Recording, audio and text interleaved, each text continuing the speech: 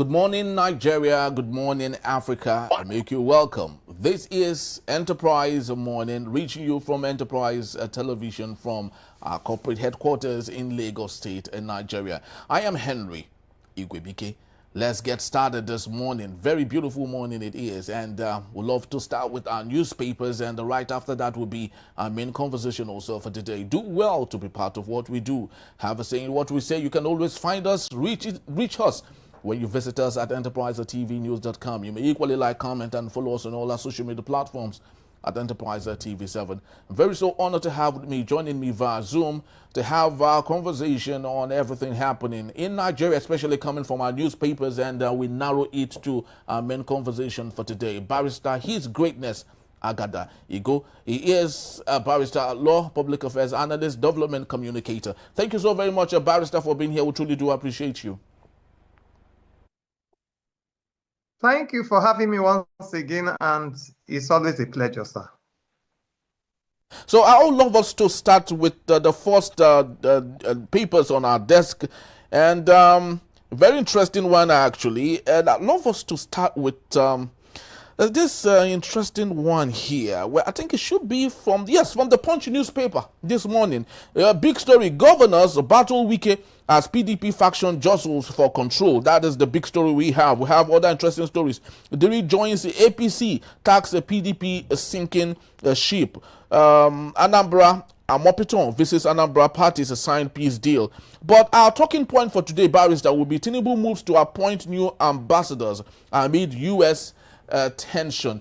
Someone will say that is more like a jacked awake. The president just woke up from a slumber, to realize that we needed ambassadors all the while. I know you have said it in one of our fora while we were having a conversation, that you still do not understand why the president has not picked ambassadors. So do you think that this is coming maybe a little too late, knowing the growing tension that ambassadors would have fixed, especially with the United States of America? You speak to me, Barrister. Yes, I agree with you. You are just spot on. You just hit the nail on the head. It's coming very, very extremely late when so much damage, diplomatic damage, has been done, especially between Nigeria and the United States of America. And many a times, that's why government must be alive and responsive and hacking diligently to the voice, cries, and counsel of his lords, his employer, which is the citizens of Nigeria, including the opposition, including the voices of the opposition, because voices of opposition, in addition to other voices of other Nigeria, make up the employers of the executive arm of government, the legislative arm of government, and the judicial arm of government. And so when they are telling you, when they are giving you properly guided counsel, you are completely obligated not only to listen and claim to hear, but also to humbly obey. And that's why they are our servants. And so we have been saying this: the essence of ambassadors of country is not a fun fest, not for fun. It was to carry out crucial diplomatic functions in, number one, being able to rightly project the image of the state to the other nationalities of the global world, and also where the servants of the people, the government of the day, feels that there are misconceptions. These diplomatic emissaries help to be able to correct those misinformation and set the correct narrative right in foreign lands.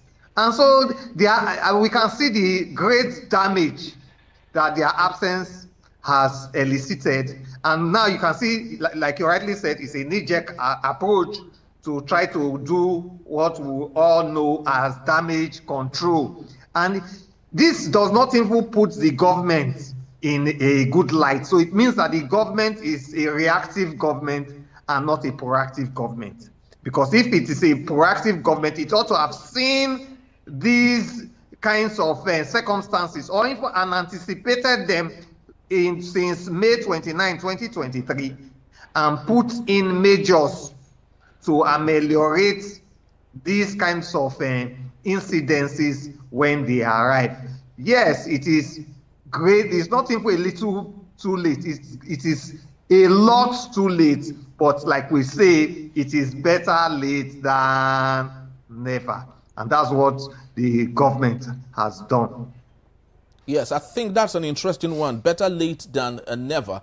I do not know, like you've rightly said, I do not know why the government of the day hopes to be very reactionary rather than proactive in their measures and everything that they are supposed to do. But let's take a look at other matters, this time in the aviation sector. A fresh travel tax scheme, what $1 billion sparked a protest. Just recently, a barrister, the Minister of Aviation, said every Nigerian or foreigner leaving the country from January will start paying $11 in addition to what they are supposed to pay for them to leave the shores of the country. That this is a tax that they are hoping the aviation ministry would have and make good the logistics and the infrastructural maintenance. Do you think this is a good development, knowing that it might aid in maintaining our facility, or do you think this is another scheme to defraud Nigerians, knowing that most of this money would not end up for the purposes it is meant for? Speak to me. Well, I feel that it is just one of the various insensitivities of the present administration, insensitivities to the plight, to the painful, overbearing plight that the average Nigerian is enduring every passing day, or such things ought not to come up. Number one, the roads, many of the roads in Nigeria, and I'm talking specifically about federal roads, remain unmotorable, gross unmotorable. Now, the Lagos-Calabar coastal project, which the government claims will help to ease movement within Nigeria, remains a subject of controversy. Travel by rails in Nigeria after, from Jonathan, maybe 2010, 2012, all through Buhari's tenure till now, 12, 15 years later, is still not as we desire it, has not still enhanced the free movement, free internal movement of Nigeria within the nation called Federal Republic of Nigeria. Now, the only place people are now, people who can barely afford it, are now even trying to find a pathway to freely move around is air travel. And yet you are the government of the day, knowing the various difficulties Nigerians are facing in exploring alternative means of transportation, are now making air travel cumbersome for Nigerians. And you know that traveling, transportation, free movement of people is one of the necessities, is one of the basic ingredients to enhance economic growth and development. To the extent that when people find it difficult to move around, to travel, economic growth and development becomes a mere pipe dream. And this is a administration that is hoping and projecting that by 2030, the Nigerian GDP will hit the $1 trillion golden mark.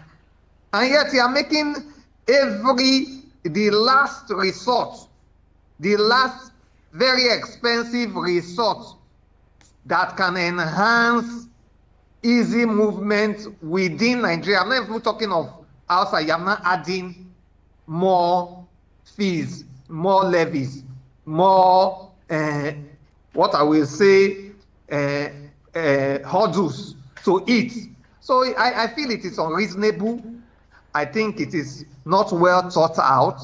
I feel that even if it was going to happen, at least not at this material point in time, and I hope, like this government is now known for, that they will go back to the drawing board, review it, and withdraw it. That is my take on it, because it will not enhance free movement of Nigerians with the last transportation alternative, which is air travel. It will not. Definitely so. Definitely so brilliantly said. But let's take a look at other matters from the Vanguard newspaper. Straight to our talking point for today. Trump, NSA service chiefs meet as U.S. president intensifies threat. Just yesterday, the NSA, Ribado, and the new service chiefs met. It's actually very interesting, Barrister, don't you think so? That we should maybe every 3 months, have this sort of threat from a foreign body so our politicians can get on their toes and do the needful. Because if not for Donald J. Trump, we would not have been as serious as we are today. So don't you think this is a wonderful development that Nigerians should pray would come every now and then?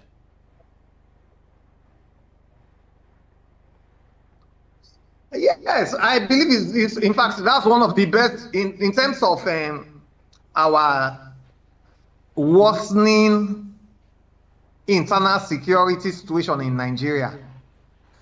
This is one of the best developments that have happened to us since from 2015, during the time of Jonathan till date.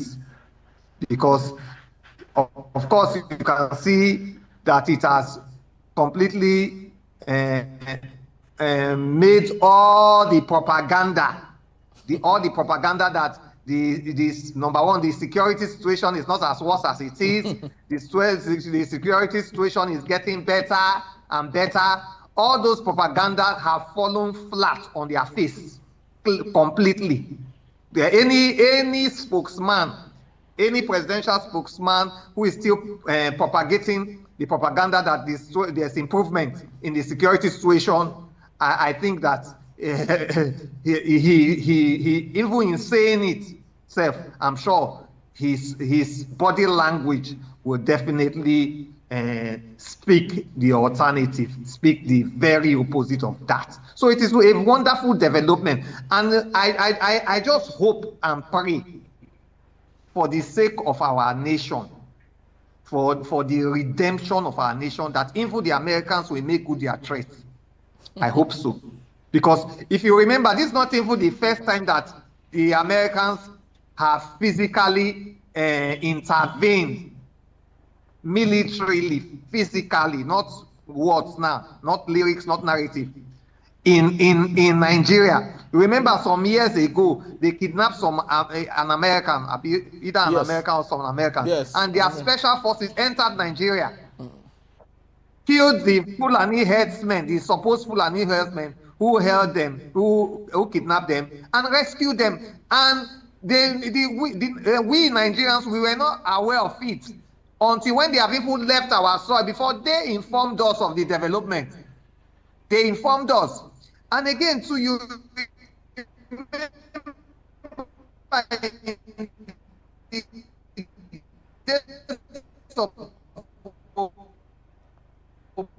Obama,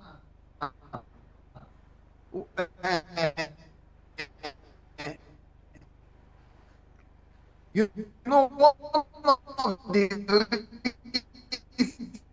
is why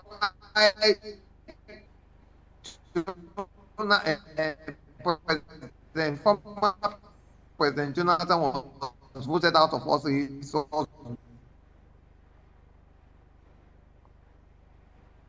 Can you hear me, Barrister? We're having a little bit of connection matters here.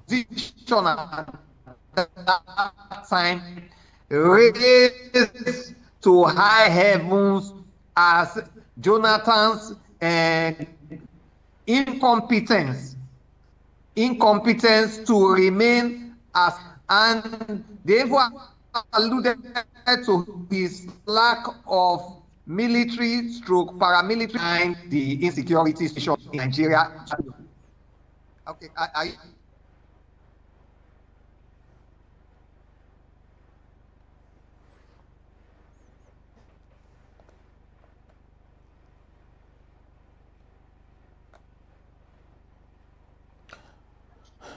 all right, we're still having a bit of a communication issue there.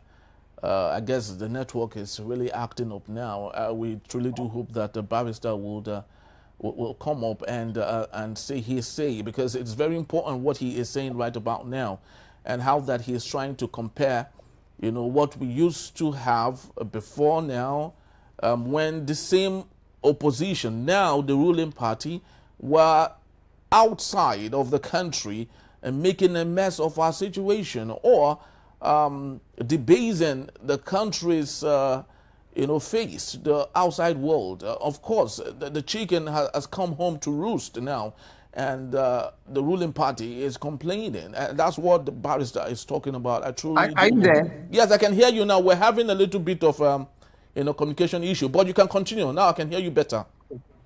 Okay. Okay, no, so like what I was saying is that these same those in government now who were the opposition pre-2015, they lambasted Jonathan and even petitioned the United Nations on the deplorable and unacceptable security situation in Nigeria pre-2015. In fact, they brought, it was the opposition then that brought the internal security situation in Nigeria to global limelight. They highlighted it globally, that even the international world leaders, they were highly concerned, and the international world was very concerned based on the way and manner APC, that was in opposition pre-2015, highlighted it and presented it to the international world in the international stage at each and every opportunity. And so they said that based on that, is one of the reasons the security situation was as it was then was probably, or let me remove probably, because of former President Jonathan's lack of military stroke paramilitary experience, as he has never served in any of our military forces, nor in any of our paramilitary agencies of government. So that was the issue then. And you remember when Chibok girls were kidnapped, the opposition feasted on it greatly. Very well. Feasted on it. And people then, the Americans, Obama's wife campaigned for the release of Chibok girls. Yeah. And Obama also campaigned heavily. And from Jonathan's, and that's one of the Buhari promised to get all the Chibok girls released if he's elected. And one rumor, let me say it's a rumor, one information that came out to the public space was that the Americans actually wanted to help us in getting the Chibok girls released. But when they shared certain strategic security stroke information with certain quarters, for strange and unknown reasons, it got to the terrorists. The terrorists got hint of it. And because of that, the Americans withdrew their support to contain the terrorists and release the Chibok girls. And I don't think that government has come out to even deny that news, that it was a rumor. Government has not. And because of that one, the Americans stayed back. And that is one of the reasons they said that when the Americans freed their own, when they were kidnapped by Fulani herdsmen, they acted alone. They went solo without informing even the Nigerian authorities of their intention and of their mission. And it was days after they have successfully rescued their kidnapped citizens that they informed the Nigerian authorities. And so there's no ego when you are really in a very deep, consistent, persistent, and problematic situation. I encourage, if you need help, say you need help. This is a situation we have been dealing with, especially let's simply leave Jonathan's era from 2015 till now, and there seems to be no headway. So if the Americans say they want to come and help us flush away the terrorists, please, they are welcome. Why not? Let them come. They know where they are. They have satellites in space. They track their every movement. Their military strategies, they will not sell out to the terrorists. So it is a welcome development. Let them come and help us to deal with this scourge once and for all. We thought after getting to Kano Jet that will solve it. It did not. We thought after change from Buhari to Tinubu, it will. It has not. From Jonathan to late former president Buhari, security situation became hydra-headed. There was now a dimension of banditry. There was now a dimension of killer headsmen. It spread from northeast, where it's anchored, to north central, northwest, southwest, in a way southeast, and even south-south. South-south is spread throughout the whole Nigerian Federation. So it is a welcome development for President Trump and the Department of War of the United States of America to come and intervene and once and for all flush out these terrorists and this terrorism that has lingered in Nigeria for over 10 years and still counting. After all, Israel felt that the nuclear program of Iran was a threat to their existence. And they pleaded with America as strong as Israel will. An American came and bombed their nuclear sites. And this threat ended. 12 days war. Even Israel was at war for about 12 days with Iran. Even though they hit the nuclear site, it did not cause much destruction to the nuclear site, because they were hitting deep down under the mountain, about 200 to 300 feet underneath the mountain, underground. That's where their nuclear sites were located.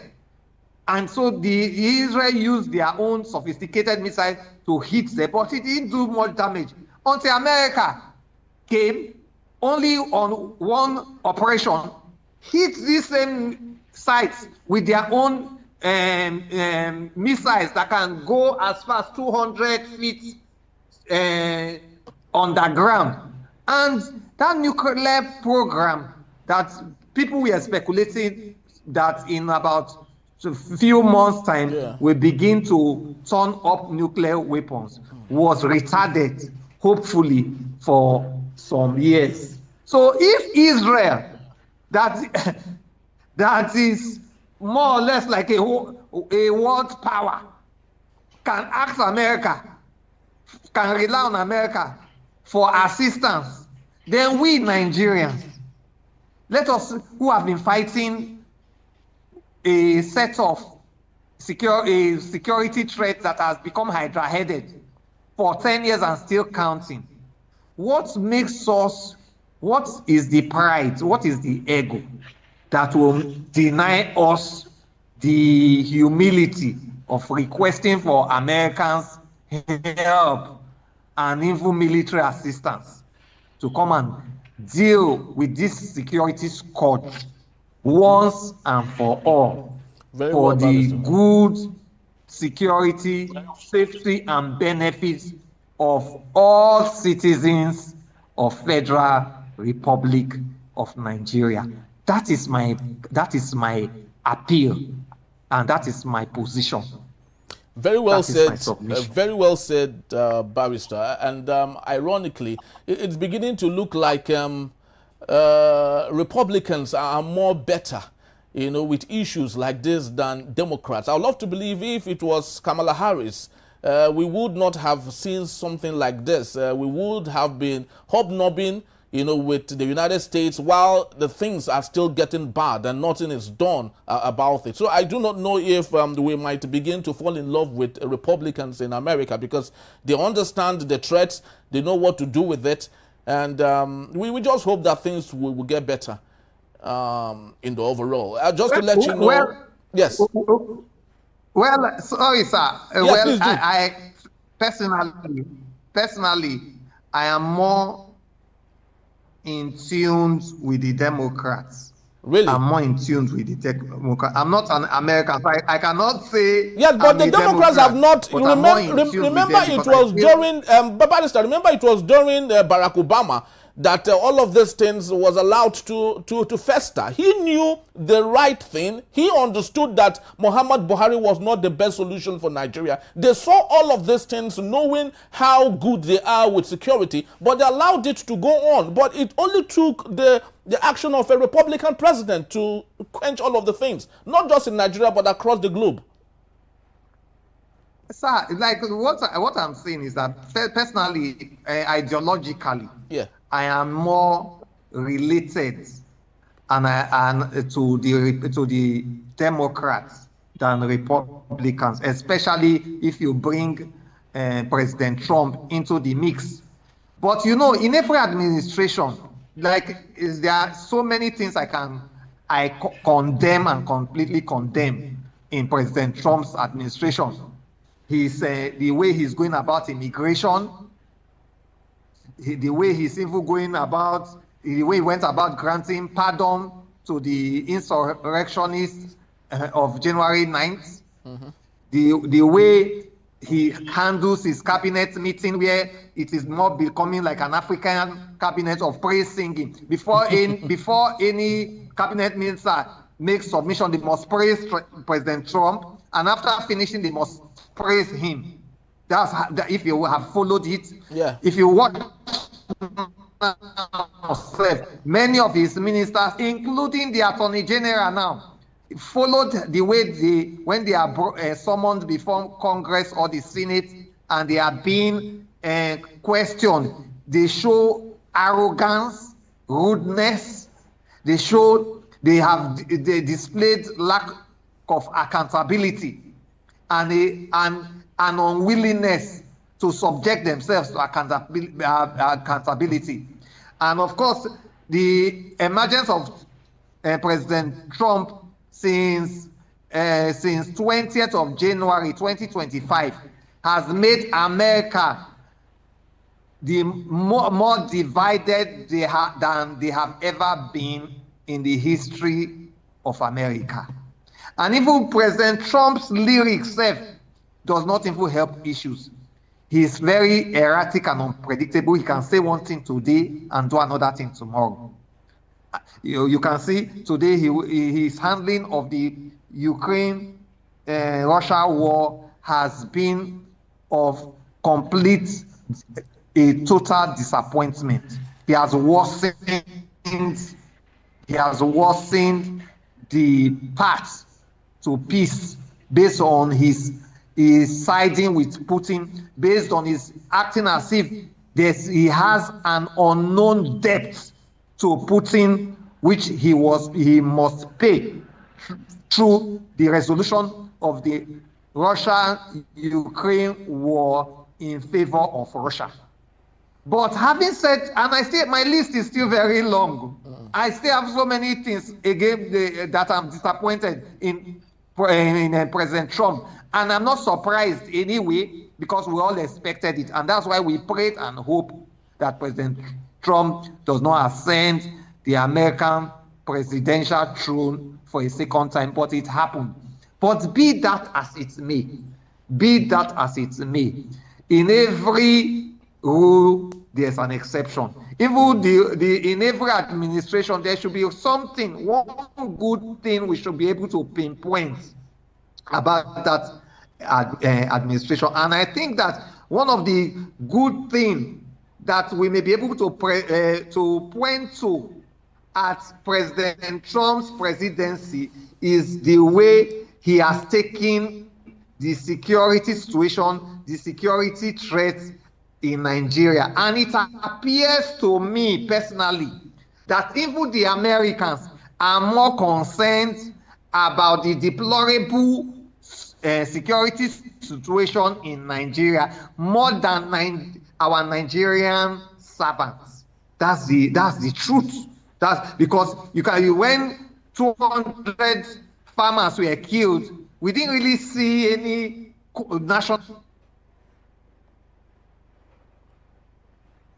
All right, I think we have a little a break there, and we have to leave it at this point. Hopefully, Barrister will join us on our main conversation. That is when we return. Wike dismisses claims of Christian genocide as political propaganda. That in a bit is still Enterprise Morning. Don't go anywhere. I'll be right back.